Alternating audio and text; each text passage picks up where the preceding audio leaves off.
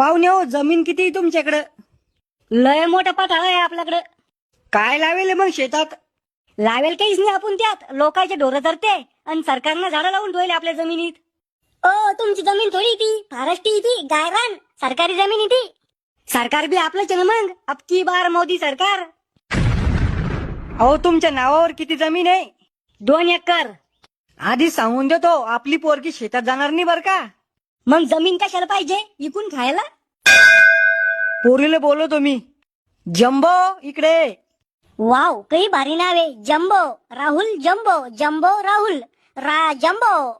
चुप रे पिसाळेल. को याच मॉडेल मध्ये दुसरा पीस भेटणार नाही का कलर बदलून? अरे माकड तोंड्या, इथं सेल लागेल का? रस्ते का माल सस्ते में. चुप रे तू चुप रे, नाही तर मी मारून टाकीन तुला. पाहुणे हो, आपल्याला पोरग वळणबाज पाहिजे. ओ माया पोरासारखं वळणबाज पोरग जर तुम्हाला आसपासच्या 10 खेड्यामध्ये सापडलं ना, तर माया पायातली चप्पल काढा आणि तुमच्या तोंडात मारा. पोरीला काही प्रश्न विचारायचे असेल तर विचारा.